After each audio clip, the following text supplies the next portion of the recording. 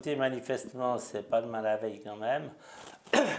La Suisse, manifestement, si les bilatérales réussissent, si elles sont acceptées le 25 septembre, tente de jouer le rôle, depuis quelques années en tout cas, dans Monaco par rapport à la France, parce qu'il y a une Suisse par rapport à l'Union européenne, c'est-à-dire faire une situation où elle a accepté beaucoup de choses à la carte et puis elle cherche à avoir des avantages spécifiques dû au fait que d'un côté il y a beaucoup de choses en commun mais qu'elle a un degré de liberté important sur un certain nombre de choses.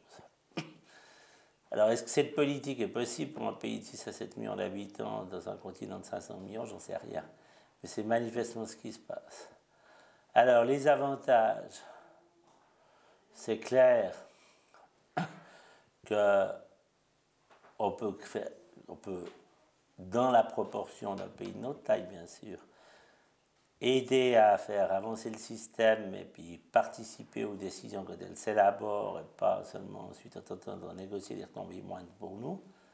Ça, c'est une évidence. Les désavantages, surtout si on passe à l'euro, c'est que tout pays qui a perdu sa monnaie n'a en fait plus aucun pouvoir économique et est obligé de faire la politique économique que les milieux extérieurs poussent et de se conformer aux, si j'ose dire, aux injonctions d'agences comme Standard & Poor's et autres, ce que fait la ville de Lausanne pour certaines choses. C'est d'ailleurs bien ce que l'Allemagne et la France se rendent compte en ayant abandonné leur monnaie. La monnaie et la marge de manœuvre d'un gouvernement pour faire toutes sortes de choses, ça peut éventuellement la faire monter ou la descendre. Une fois qu'il n'a plus de monnaie, il n'a plus de marge de manœuvre. Alors ça, c'est le risque.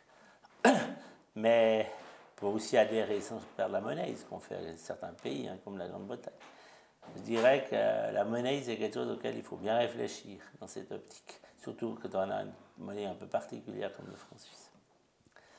Mais pour le reste, des avantages au cas d'adhésion, on ne peut plus essayer de négocier à la carte toutes les choses comme jusqu'à ce jour.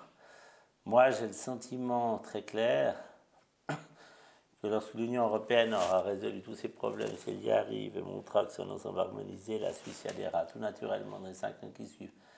Mais du moment que la Suisse s'est maintenue aussi longtemps hors du système, il est extrêmement peu probable qu'elle y adhère si elle a l'impression que sa situation est tenable, ce qui reste à prouver, pourrait devenir intenable, notamment en cas de rejet de l'ensemble du bilatéral et de suppression de celle-ci, mais avec des coûts alors pour le pays qui peuvent être très importants, ou si la Suisse a l'impression, si les Suisses ont l'impression que vraiment maintenant l'ensemble continental fonctionne.